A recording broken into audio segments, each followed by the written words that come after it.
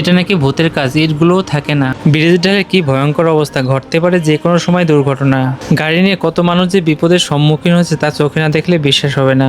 চলাচলের সময় একটু অসচেতন হলে বিপদ ঘটতে পারে।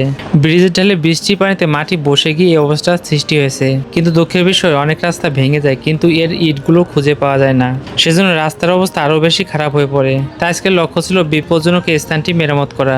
সেজন্য প্রয়োজনীয় ইট বালু সিমেন্ট নিয়ে সেখানে হাজির হই। তবে কাজটি করার জন্য আজ বেশি পরিমাণ ইট লাগে, কারণ এখানে বাড়তি ইটগুলো হয়তো ভূতের বাড়ি চলে গেছে। তাই সড়কে এমন অবস্থার জন্য আমরা নিজেরাই দায়ী। তাই কাজের শুরুতে প্রথমে রাস্তার পাশে এজেন্ট বসিয়ে দেয়, এরপর মাটি কেটে পাড়ি বসিয়ে দেয় যাতে এজেন্টগুলো পড়ে না যায়। এরপর রাস্তা সোলিং বিছানোর সময় কিছু ফাঁকা জায়গা রেখে দেয় যাতে বালু সিমেন্ট দিলে আরো বেশি মজবুত হয়।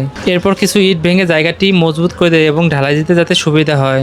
সবশেষে ঢালাইয়ের জন্য প্রস্তুত হলাম।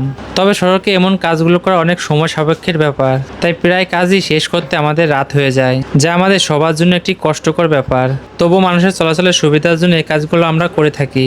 কিন্তু দুঃখের বিষয়, এই কাজের সঠিক মূল্যায়ন আমরা কখনোই পাই না, কারণ কাজ করার সময় প্রায় মানুষের বেশি কথা শুনতে হয়, যা অনেক সময় কাজের মনোবল নষ্ট করে দেয়। তাই তাদের উদ্দেশ্যে বলতে যে এখানে সরকারি কোনো সহায়তা ছাড়াই ব্যক্তিগত ফান্ডের টাকা দিয়ে কাজগুলো করা হয়।